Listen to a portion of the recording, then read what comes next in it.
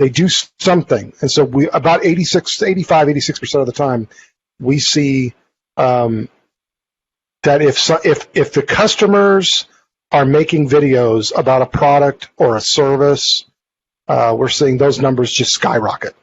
People just love that stuff because there's authenticity there. And so it's not just you telling about how great the product is or the service. So we call that, the angel effect. I mean, that's what I've heard it be called before, is when, you have a customer or a past client or someone else does that for you. And it doesn't have to be quirky, like them bouncing around in like dinosaur suits, or Gene dressing up as a Gumby, and sitting around the house talking about how great the McDaniel Callahan team is of representing the buying or selling. Or is it just them sitting there with their camera going, dude, I worked with Greg McDaniel, guy and his team fucking rule, blah, blah, blah, I give them a high five, a top 10, something like that. I mean, what kind of conversation does that look like? Yeah, I think that if you're quirky anyway, then quirky works. If you're not quirky anyway, then authenticity is what you want to go for. I think, because see, the thing is that there's authenticity in quirky if you're quirky already.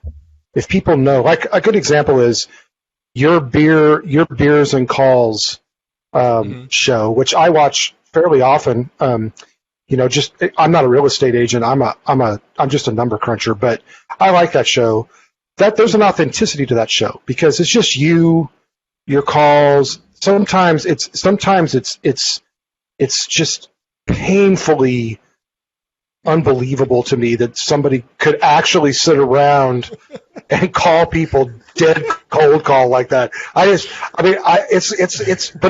It's entertaining. And the reason is because you're not really trying to sell anything. You're not trying to, do puffery. You're just being you on a call, and you're just calling. And some of these people are just, they're trying to, they really try to get after you or whatever. And you just kind of do that. And I think what I'm saying is there's a quirkiness about that, but we're not trying to produce quirky. We're trying to produce authenticity. And what we're seeing is that when customers are authentically happy with the product, they're obviously not being paid to give you this. They're just saying, look, I bought this house and I just love it, and I just think that he did a great job.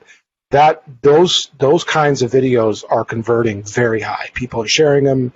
People are liking them. So that's what we see. We see it in all kinds of industries, product placement, all kinds of things.